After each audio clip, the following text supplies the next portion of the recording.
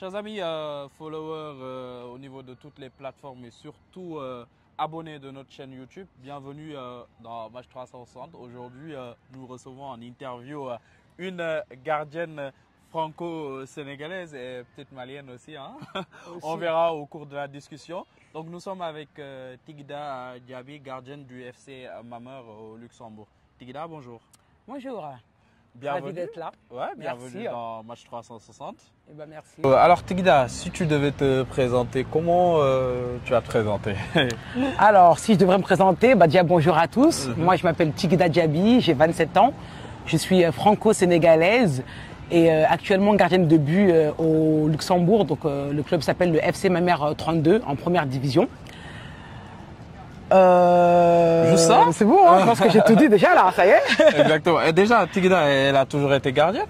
Non, ça par contre pour le coup, ça a été un changement un petit peu brutal durant mon enfance. J'ai commencé attaquante sur le terrain et même à des postes un petit peu polyvalents. J'ai été milieu, défenseur, mais plus axé sur l'attaque. Et par la suite, juste un petit peu avant mon entrée au Paris Saint-Germain, j'ai découvert le poste de gardienne de but qui m'a passionné et j'ai préféré rester gardienne de but à ce moment-là. Mais c'était quand même bizarre le fait de marquer des buts et de se retrouver à empêcher les autres de marquer. Ouais, par contre ça pour le coup ça a été bizarre, mais bon vu que j'étais un petit peu jeune, tu te poses pas forcément beaucoup de questions, tu vas où ça te plaît en fait tout simplement et en fait ça m'a fait bizarre peut-être quelques semaines et après une fois que t'as pris goût avec le poste de gardienne de but, ça y est, t'as pris goût et puis tu y restes. Et en fait, justement, c'était marrant parce que avant ça, c'était moi qui marquais sur les gardiens. Et là, en contrepartie, c'était les attaquants qui marquaient sur moi. Donc, dans la tête, j'avais ce petit défi-là de me dire, je vais laisser le moins de buts rentrer. Parce qu'avant, j'étais attaquante. Donc, exactement. Donc en parlant un petit peu d'attaquant et tout ce qui est autour, normalement, tu as commencé le foot avec les garçons, c'est ça? C'est ça. Moi, j'ai commencé le football donc au CA Paris. Donc c'est dans le Paris 14e arrondissement. C'est un club de mon quartier que j'ai toujours connu depuis que je suis né, que j'habite là-bas. Et durant l'époque où j'étais beaucoup plus jeune, j'ai mes grands frères qui jouaient aussi à Paris. Donc voilà, avec maman le dimanche, c'était la petite sortie de famille. On poussait d'aller voir les frères jouer.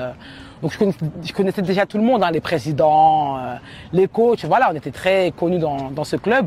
Donc une fois que j'ai intégré ce club-là, à l'époque, il n'y avait pas forcément de filles. Enfin, il n'y avait pas de catégorie de filles. Oui. Donc une fois que tu intégrais le CA Paris, c'était automatiquement pour aller jouer avec les garçons. Donc durant quelques années, je pense 2-3 ans, j'étais avec les garçons. Et c'était une super belle expérience parce que c'était des garçons directement du quartier. Donc on était dans les mêmes écoles, on se voyait au quartier, on était des voisins de bâtiments, voilà, on était amis. Donc c'était que des années de bonheur et d'épanouissement, quoi.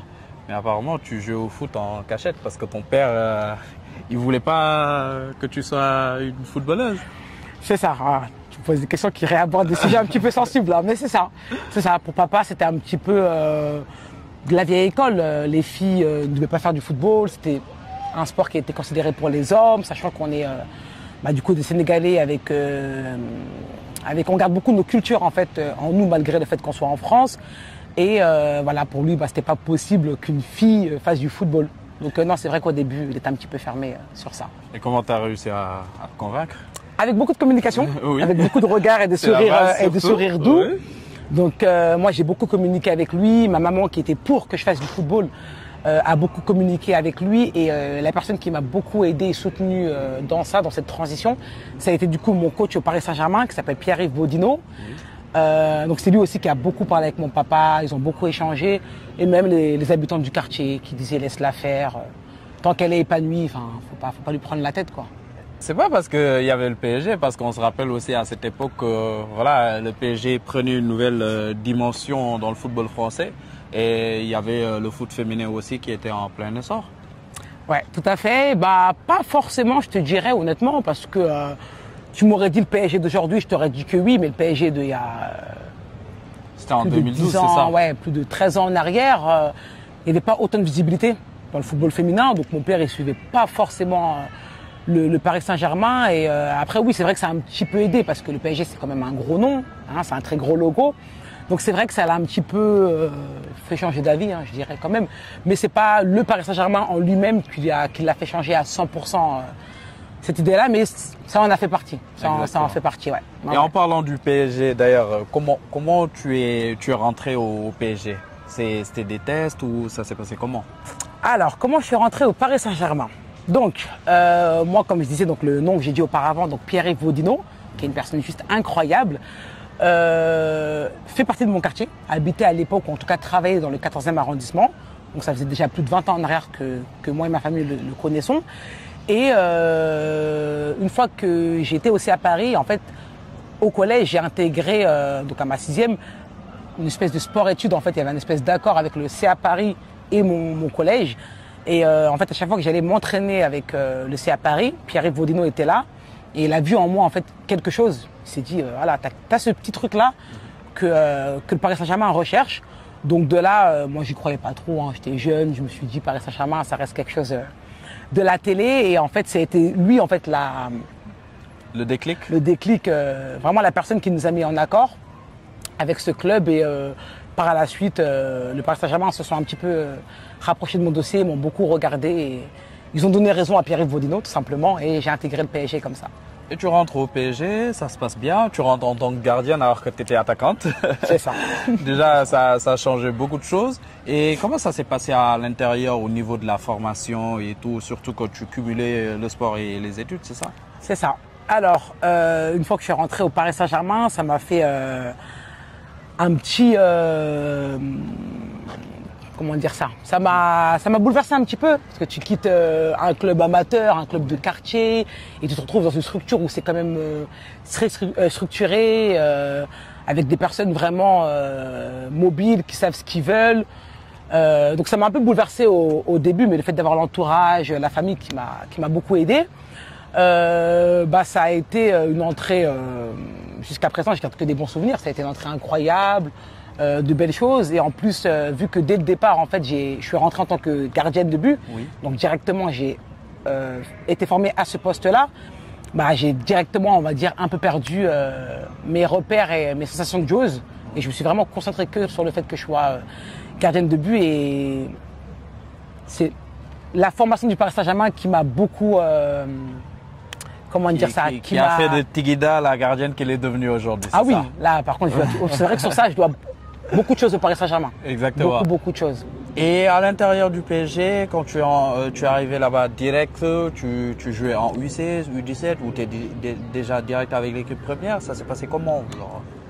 Alors une fois que je rentre au Paris Saint-Germain, donc sur la première année en fait, je suis du côté de l'association du Paris Saint-Germain parce que du coup il y a deux différents PSG. Il y a le PSG qu'on peut appeler un peu PSG Académie, donc le PSG qui est vraiment repris par les Qatariens, et tu as le Paris Saint-Germain un petit peu académique, où c'est tout autant professionnel, mais un peu moins structuré. Et donc du coup, moi je suis rentré sur la première année avec le PSG, donc du coup association. Et sur l'année suivante, je suis rentré du coup avec l'académie, donc j'étais en U16, régional, régional à ce moment-là, parce que la nationale n'existait pas, donc on était en U16 régional.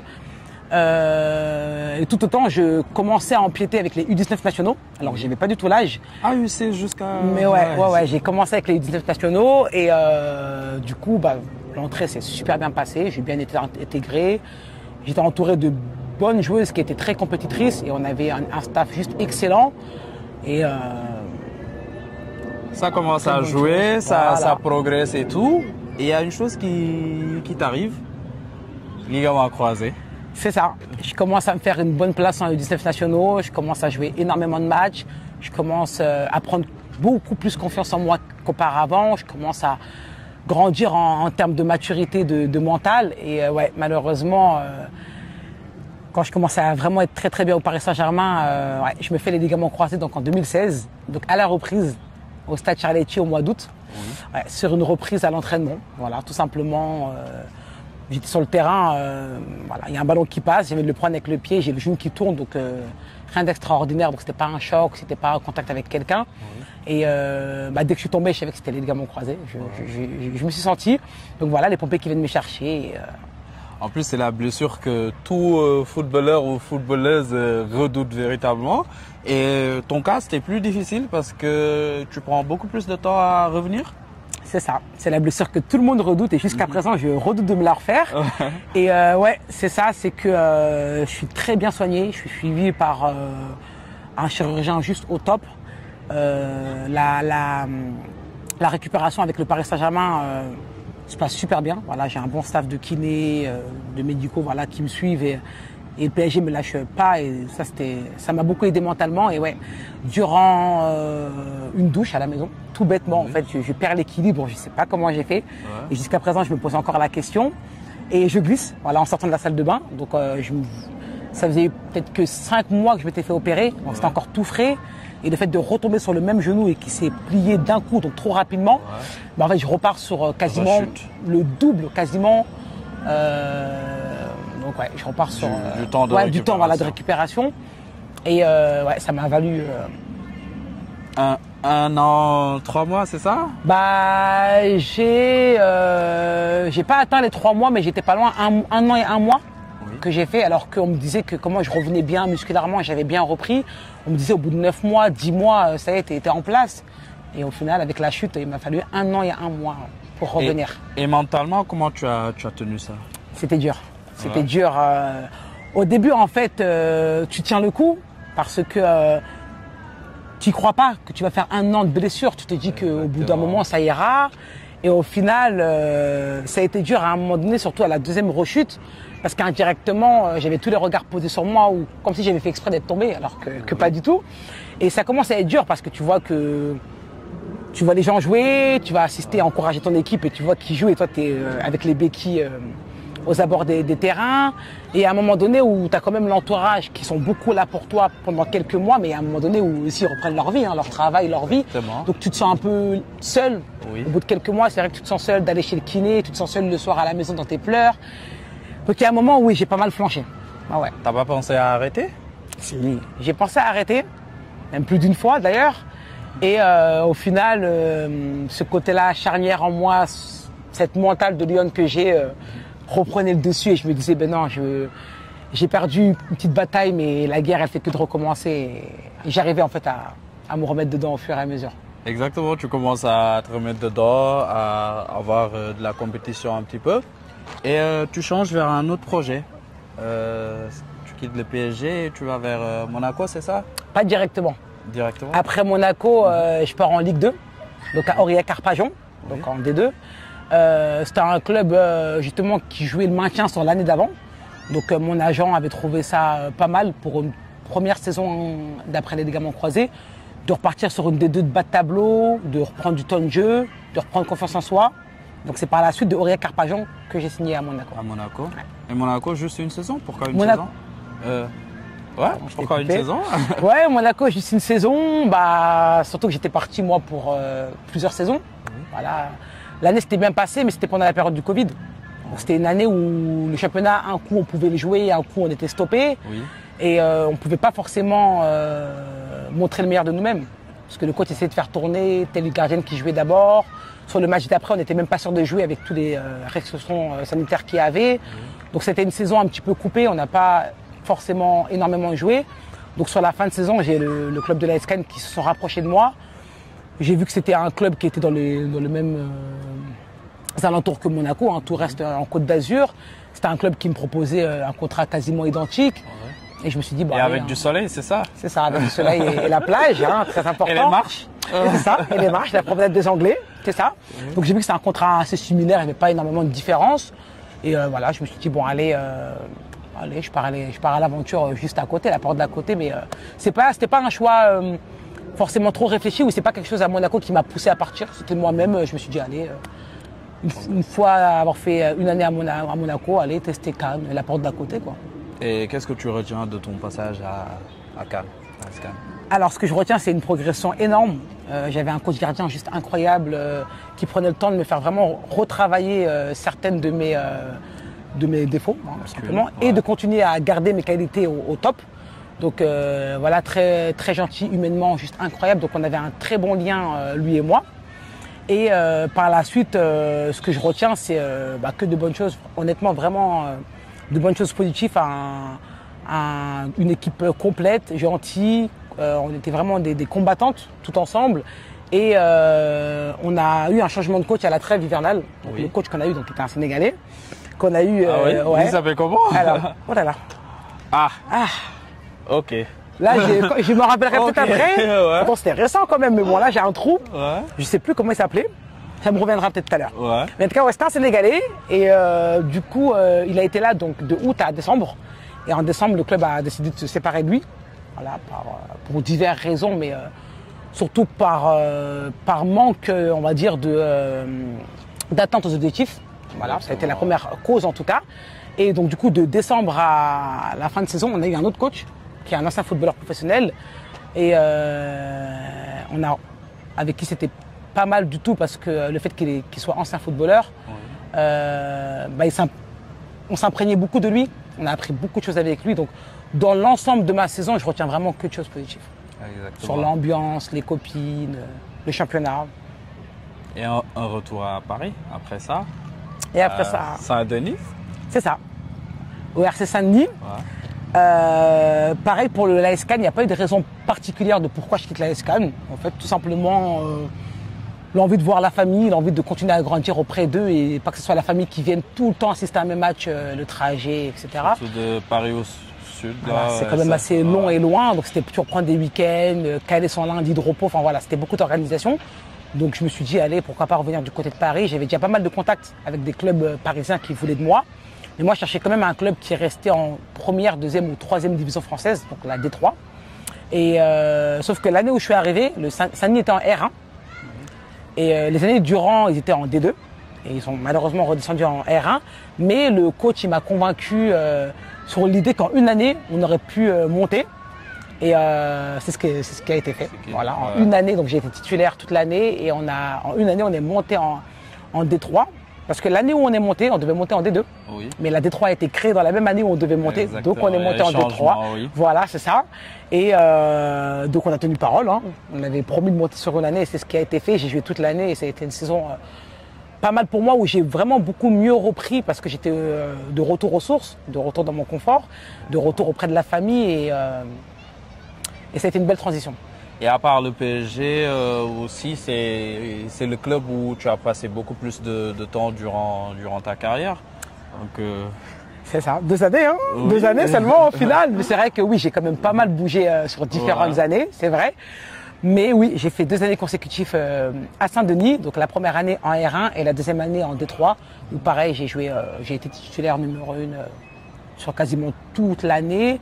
Et pareil, ça s'est bien passé. La transition s'est bien passée.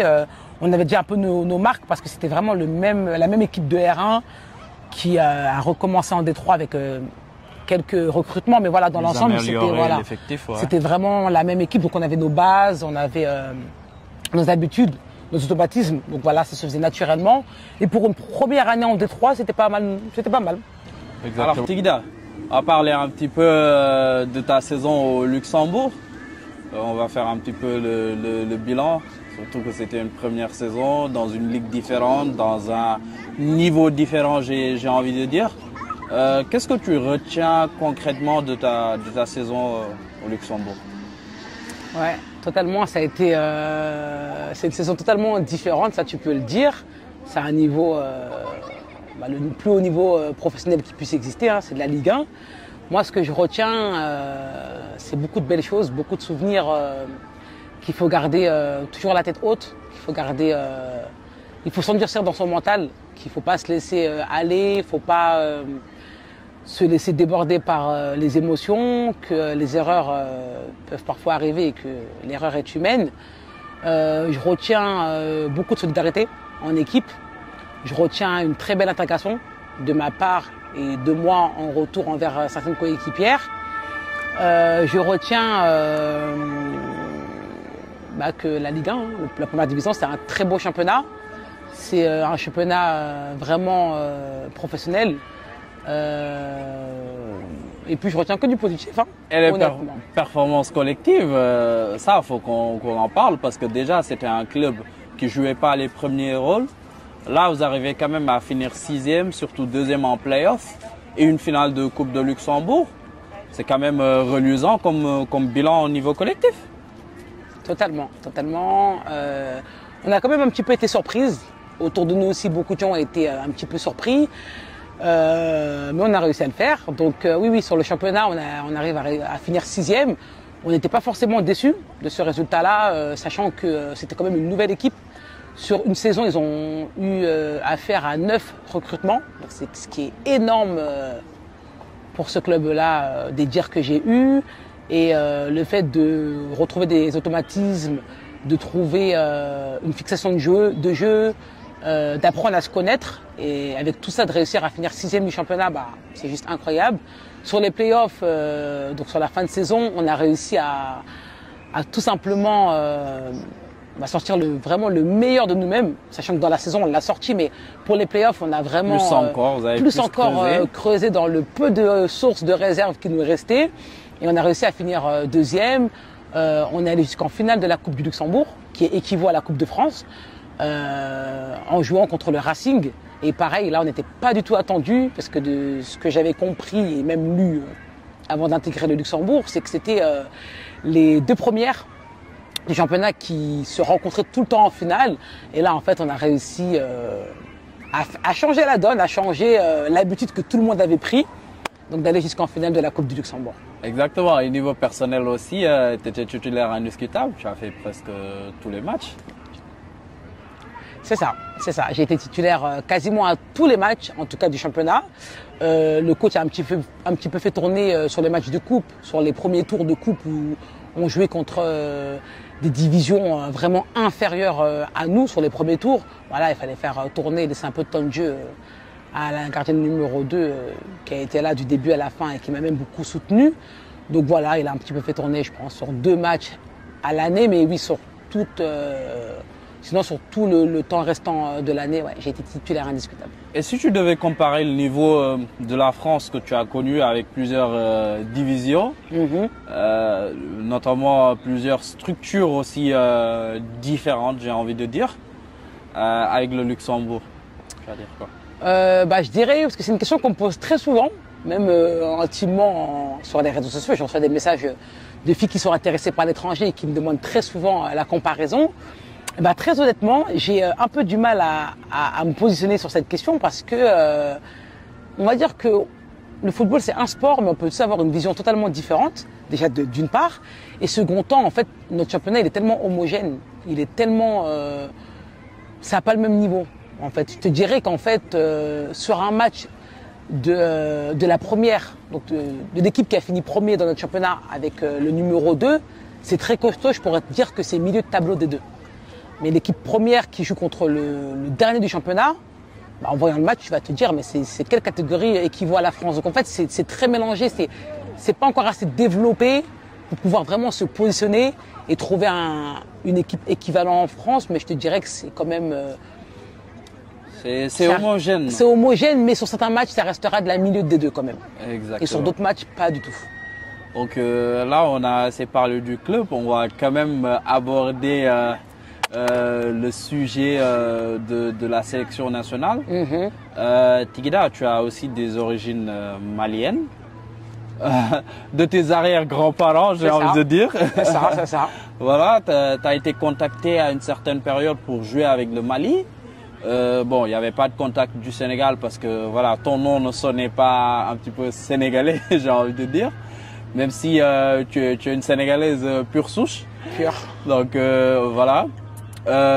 Comment ça s'est fait le contact avec le Mali et pourquoi ça s'est estompé cette relation avec la sélection malienne? Très bien, ouais, comme tu dis, c'est que moi j'ai l'impression que physiquement je ressemble entièrement à une femme sénégalaise, mais c'est vrai que j'ai le nom et prénom à connocité où on peut croire que oui, effectivement, je suis malienne. Et donc mes 2 parents sont 100% sénégalais, c'est mes grands-parents qui étaient, côté maternel, qui étaient maliens.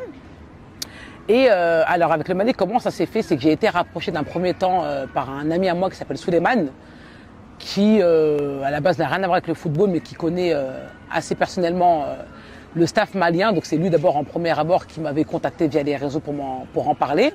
Et par la suite, il m'avait invité à une interview, voilà, où j'ai pu m'exprimer, parler un peu de mes envies. Et à la suite de cette interview, le Mali a fait appel à moi Et le fait que le Sénégal ne m'appelle pas, ne s'intéresse pas forcément à moi, m'a poussé à aller Ils ne te jouer connaissaient pas avec le aussi, Mali. hein? Et qu'ils ne me connaissaient pas. C'est vrai qu'à ce moment-là, ils ne me connaissaient pas forcément. Non, ils ne me connaissaient même pas tout court, hein, tout simplement. Non, non. Et le Mali qui font appel à moi, tu as une sélection qui sont prêts à t'appeler, qui te veulent. Tu peux que accepter à ce moment-là, quoi. Et tu y vas, tu fais des sélections en amical et même un match contre le Sénégal. Est-ce que tu peux revenir sur ce match-là? Alors ouais, on a joué contre le Sénégal, mais sur la fois où on joue contre le Sénégal, c'était pas sur un rassemblement amical, c'était vraiment sur le match de qualification pour la Coupe d'Afrique. Oui. Alors on les joue à Thiès, donc au Sénégal. J'ai même mon papa et ma tante qui sont venus assister à ce match-là. Un petit peu déçu parce que je pensais être titulaire, je pensais jouer contre le Sénégal et ça aurait été un très beau match à jouer. Raconte-nous l'anecdote, pourquoi tu n'as pas été titulaire? Très bonne question, très bonne question. Des dires, j'ai cru être titulaire et au final, ça ne s'est pas passé comme prévu, mais je ne sais pas trop pourquoi. Exactement. Peut-être ils avaient peur que la Sénégalaise d'origine joue contre eux, c'est ça? Là, tu me fais dire des choses là. Ah au premier abord et aux échanges qu'il y a eu en collectif, ouais, je m'attendais d'être titulaire. Je pensais jouer et j'ai même cru ce qui a même été dit au final. Et une fois arrivé au stade, tout l'inverse a été fait. Et, j'ai pas trop eu le fin mot de cette histoire. Explication, oui. Mais moi, j'en ai déduit, j'en ai ma conclusion en tout cas intérieurement du pourquoi du comment. Oui. Et mais je pense que oui, le fait que je sois d'abord de nationalité sénégalaise, ça en a un petit peu joué, je pense. Ils en ont rajouté un petite petit part, ouais, ça a été une petite part de ma non titularisation. Et donc ensuite, je me suis retrouvé sur le banc et un petit peu déçu forcément parce que je pensais jouer, je sais faire la part des choses. Hein. À partir du moment où j'ai accepté de jouer avec le Mali, j'aurais été très sérieuse et j'aurais fait le match qu'il faut, même s'il y avait le Sénégal en face de moi. Mais bon, ça n'a pas été. Mais c'était un mal pour un bien parce qu'à la fin du match, tu rencontres le sélectionneur du Sénégal. C'est ça. Ça discute un petit peu avec lui. C'est ça. Qu'est-ce qu'il s'est dit? Rien de spécial, honnêtement, il n'y a pas trop eu le temps de parler. Je porte quand même le maillot du Mali à ce moment-là. On perd au tir au but, donc on est un petit peu en pleurs, enfin un petit peu triste et dégoûté de réussir à faire 0-0 ou 1-1, je ne sais plus trop le score. Mais en tout cas, de perdre au tir au but moi face à mon père, du coup. Donc, parce que ton père, il était pour le Sénégal. Mon père était pour le Sénégal, il a beaucoup crié durant le match, donc il était un petit peu contradictoire. De crier, d'encourager le Sénégal, mais d'avoir sa fille qui portait le maillot du Mali à ce moment-là. Donc pas grand-chose ont été dites, mais bon, en tout cas la salutation, le respect, ça a été les plus grosses choses qui ont été abordées. Ensuite, de garder contact et de voir dans les années à venir, quoi. Est-ce que ça n'a pas été un déclic pour dire que peut-être tu n'avais pas choisi le bon camp? Ça a été ça. Déjà même à partir du moment où j'ai choisi de jouer pour le Mali, j'avais ce truc-là en moi de me dire que je suis combattante, même si de nature, dans ma vie de tous les jours, je suis plus sénégalaise, je joue le jeu, il n'y a aucun problème, j'ai quand même du sang malien, d'avoir des grands-parents maliens, donc j'ai accepté le Mali, c'était pas pour rien et j'ai réussi à faire la part des choses et de me dire je vais jouer avec le Mali, je vais donner tout ce qu'il y a à donner. Mais c'est vrai qu'une fois que j'ai accepté d'être avec le Mali, j'ai eu cette petite voix-là dans ma tête qui me parlait, où je me disais, même si je me sens plus ou moins bien avec le Mali, est-ce que je me sentirais pas mieux d'être entouré de Sénégalaises, de mes origines, de mes coutumes, de personnes qui me ressemblent, hein, que ce soit physiquement ou intérieurement. Et si c'est vrai que l'échange avec le Sénégal après le match m'a fait... Tu sais que ton histoire-là ressemble un petit peu à un gardien international sénégalais, qui est actuellement le gardien titulaire de la sélection, Edouard Mendy, parce qu'il a eu une sélection avec la Guinée-Bissau, et finalement ça s'était pas bien passé entre guillemets. Il s'est dit bon, je me sens pas véritablement bien avec la Guinée-Bissau, je préfère jouer avec le Sénégal. Donc peut-être tu te dis la même chose. Tu parles de Edouard Mendy, c'est un exemple pour moi, hein. C'est un gardien que j'aime beaucoup. C'était un petit peu la même chose, parce qu'au départ au Mali, dans l'ensemble tout se passe bien. Hein. Faut dire ce qui est sur la première sélection, t'es nouvelle, tu dois quand même faire tes preuves, donc tu vois pas trop ce qui se passe en interne. Tu arrives, tu veux juste prouver les choses et puis rentrer chez toi en Europe. Mais après sur diverses sélections, sur les années les mois ou années qui ont suivi.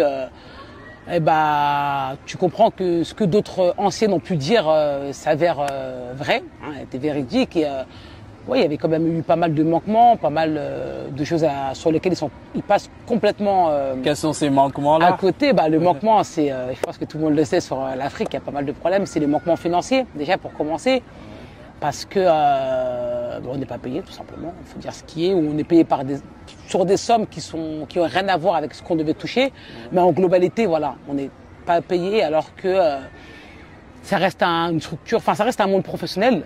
Les joueuses sur qui font appel, c'est des filles en général en tout cas qui sont sous contrat professionnel en Europe. Donc tu manques ta place de titulaire dans ton club, donc tu manques une certaine salaire avec ton club du fait que tu es absente pour aller en sélection. Et en contrepartie, j'estime que cette sélection-là ne joue pas le jeu à 100% parce qu'il y a des très gros manquements de salaire. Après aussi avec le Mali, est-ce que tu t'es pas senti un petit peu à l'étranger? Tu n'avais pas cette connexion avec le pays, c'est ça? Oui et non, parce que moi je trouve que sur la généralité, il y a quand même beaucoup d'aspects identiques avec le Sénégal et le Mali. Donc sur plusieurs choses, on se retrouvait, notamment sur la langue. Le Mali parle bambara, je suis biarinké malinké, donc je comprends entièrement le bambara. Donc je me sentais pas mis de côté ou quoi que ce soit, parce qu'au niveau du langage, tout était pareil. Mais oui, c'est vrai que derrière, sur d'autres points, bien sûr, il y a des petites différences quand même avec le Sénégal. Et le Mali, oui, des fois, je le ressentais. Je le ressentais beaucoup des fois, ouais. Mais Tigida, après, tu te dis, voilà, tu arrêtes la sélection avec le Mali. Pourquoi? Là, même récemment, on a eu des échos que même la CAN là, tu devais partir avec le Mali. On t'a convoqué. Il y a la convocation qui est arrivée à ton club. Et c'est toi qui as décidé de refuser. Qu'est-ce qu'il y a? Pourquoi tu coupes? Ça a été ça. Ça a été ça. Après, ça a été un choix longuement réfléchi. Parce que c'est un petit peu un risque à prendre. Tu n'es jamais sûr que le Sénégal va faire appel à toi. Mais j'ai quand même voulu prendre ce risque-là. Donc même si le Sénégal ne fait peut-être pas jamais appel à moi, je décidais quand même de ne plus être en sélection du Mali pour diverses et grandes et petites raisons. Et oui, là j'ai été appelé pour la Coupe d'Afrique donc 2025 qui se passait au Maroc. Et j'ai pris la décision de refuser d'y aller parce que l'organisation était très mal faite. Le Mali font appel à moi très tard. Sur la fin de saison, ils font appel à moi début juin. Que généralement, une nation qui sait qui te veut réellement et que tu sais que tu peux beaucoup apporter, tu peux vraiment apporter ta pierre à l'édifice à cette sélection-là, font appel à toi dès le mois de mai, dès le mois même d'avril ou mai, ils se penchent sur toi, mais pas au mois de juin où tu n'es même plus en club. En fait, c'est déjà officiellement les vacances. Et moi, ce qui s'est passé, c'est que le Mali ont fait appel à moi durant le mois de juin, mais j'étais déjà en vacances avec mon club du côté du Luxembourg. J'étais même revenu du côté de Paris auprès de ma famille. Donc ils ont voulu prendre contact avec mon club, sauf qu'ils n'arrivaient pas à rentrer en contact avec eux. Donc ils ont pris contact avec moi et en fait ils m'ont demandé à moi de prendre contact avec mon club pour leur envoyer ma convocation. Et je leur ai dit, écoutez, en tout cas nous en Europe on ne fonctionne pas forcément comme ça. Le mieux c'est que je trouve les adresses mail, je vous envoie les adresses mail de divers responsables du club, donc le directeur sportif, le président et le coach principal. Et les convocations seront envoyées à eux. Ils ont préféré que ça passe par moi, donc ça a pris plusieurs jours avant qu'on arrive à se mettre d'accord. Les jours sont passés, ça me démotivait encore plus d'y aller. Et sur l'organisation, c'était pas bon parce qu'ils étaient prêts à me faire partir avant même que les convocations soient arrivées à mon club. Et moi, je leur ai dit, même si je suis partante à la base pour aller faire une CAN avec vous, que je parte sans l'accord de mon club, alors qu'à la reprise, au niveau des dates, la CAN ne sera pas finie et le club aura déjà repris, c'est pas du tout professionnel. Donc voilà, suivi d'échanges, voilà, ça c'est un petit peu... Et surtout qu'il y avait des antécédents, donc ça a juste confirmé ton envie de ne plus porter le maillot du Mali. Ça a été la goutte de trop. Voilà, on le rappelle, je pense que t'as eu juste 3 sélections. C'est ça. 3 sélections avec le Mali, dont une sélection en match amical, c'est ça? C'est ça. Et 2 qualifications à la Coupe d'Afrique. 2 qualifications, notamment face au Sénégal. Et à la Guinée. Et la Guinée. Donc tu es toujours éligible voilà, pour le Sénégal. C'est ça. Est-ce qu'il y a eu des contacts avancés avec le sélectionneur du Sénégal? Oui. J'ai eu l'honneur à ce qu'il assiste à un match à moi. Donc à ce moment-là, je jouais au RC Saint-Denis, donc en D3. Ma capitaine de l'époque, donc Marie Diop, qui était capitaine à Saint-Denis, mais qui était déjà en sélection du Sénégal, a fait un très gros travail. Donc le sélectionneur est venu me rendre visite durant un match. Je pense qu'on jouait contre. C'était l'année dernière en tout cas. La saison dernière. Oui, enfin la saison dernière, ouais. Et je sais plus c'était qui l'adversaire pour te dire. Voilà, Bon, j'ai un trou sur l'adversaire, je sais plus qui c'était. En tout cas, il y avait un logo rouge et noir, je sais plus. Et en fait, ça devait se tenir secret. Donc, ça devait être secret. Donc, mon staff de cette époque-là savait que le sélectionneur venait avec son adjoint. Mais moi, personne ne devait me le dire. Mais bon, voilà. Les filles et notre bouche, ça a été dit dans les vestiaires. Donc, j'ai su qu'il venait. Mais j'ai réussi à garder mon calme et ma sérénité. Mais c'est vrai que j'avais ce petit stress-là, mais ce bon stress de me dire que je voulais vraiment bien faire et je voulais qu'il voit vraiment ce bon côté de moi. Oui. Et donc, ouais, il a assisté à ce match-là. On fait match nul, je crois qu'on fait 2-2. On fait 2-2 sur ce match-là. Dans l'ensemble, je fais quand même un match correct. Oui. Voilà, dans l'ensemble, c'était vraiment un bon match. De ma part, on fait 0-0, parce que j'ai pas encaissé de but. Non, on fait 0-0. Clean sheet, ouais. Et dans l'ensemble, c'était quand même un beau match, voilà, en globalité. Et ensuite, je pars au vestiaire me doucher et en fait, il m'attend en dehors des vestiaires et on a pu échanger une bonne heure. Voilà, une bonne heure. On a pu vraiment beaucoup parler, on a beaucoup rigolé, on a beaucoup parlé. Et j'ai beaucoup été attentif parce qu'il m'a donné beaucoup de conseils sur beaucoup de points qu'il a vus sur mon match et sur des choses que je devrais un petit peu améliorer parce que forcément le football européen et le football africain n'est pas du tout pareil. Donc il m'a donné quelques consignes, quelques conseils que jusqu'à présent j'ai toujours en tête et ça a été une très belle échange. Très belle rencontre d'ailleurs et une très bel échange. Très bel échange, on espère peut-être te voir bientôt en sélection du Sénégal. Inch'Allah, comme on dit chez nous, hein, j'espère. T'es OK pour le Sénégal? Moi je suis totalement OK. Après ça, j'ai continué à pas mal parler avec eux sur WhatsApp, oui. Que ce soit en échange, en vocaux ou au téléphone. Et ils le savent que je suis OK, que je suis prête à rejoindre les Lions de la Teranga et que là, mon souhait pour la finalité de ma carrière, oui, ça serait de participer à quelconque sélection, mais en tout cas d'être en équipe A du Sénégal. Ouais. D'accord. En tout cas, c'est tout ce qu'on peut te souhaiter d'ici la saison à venir. Merci beaucoup. Même si on aurait quand même aimé te voir à la CAN. J'aurais aimé aussi. Bon, après, je pense qu'il y a eu un petit blocus. Je dis ça, je dis plus rien. Voilà. Donc, tu as parlé un petit peu de perspectives pour ta carrière. Là, quelles sont véritablement les choses que tu veux réaliser pour ce qui te reste de ta carrière, à part la sélection? Il me reste plus beaucoup. Voilà. Moi, je fais le choix, j'ai que 27 ans, mais je fais le choix d'arrêter dans très peu de temps. Voilà, je me laisse, j'ai pas forcément de temps en tête, mais je sais que dans moins de 3 ans, voire même moins de 2 ans, je compte à mettre un terme à ma carrière, me mettre en retraite. Ça surprend un peu les gens, mais c'est un choix personnel, un choix de vie. Je vais reprendre ce côté-là de vie de femme, de me marier, de faire des enfants. Donc après avoir passé 21 ans tout confondu dans le club et on va dire 10 ans dans la structure professionnelle, je pense que j'ai assez donné. Et ce que je vois, c'est que même si j'arrêterais de faire du football, je resterai toujours dans le milieu sportif, toujours. J'ai eu cette chance-là auparavant d'avoir passé quelques diplômes. Donc j'ai pas mal de diplômes en tant que coach. Oui. Et je me dis dans les années à venir, pourquoi pas de faire une reconversion en tant qu'agent sportif. Je trouverai toujours quelque chose, oui. Mais je garderai un pied. Donc ta reconversion, c'est tout trouvé. Ça sera encore dans le foot, mais dans une position différente. En fait, je resterai dans le milieu sportif, mais je je serai aussi pas mal entrepreneuse. J'investirai, je serai un peu partout, notamment beaucoup au Sénégal. Beaucoup au Sénégal. Mais oui, voilà, je compte rester, quoi qu'il en soit, à côté de l'entrepreneuriat, de rester dans le milieu sportif. Il n'y a pas une idée aussi d'apporter quelque chose niveau sportif au Sénégal? Si.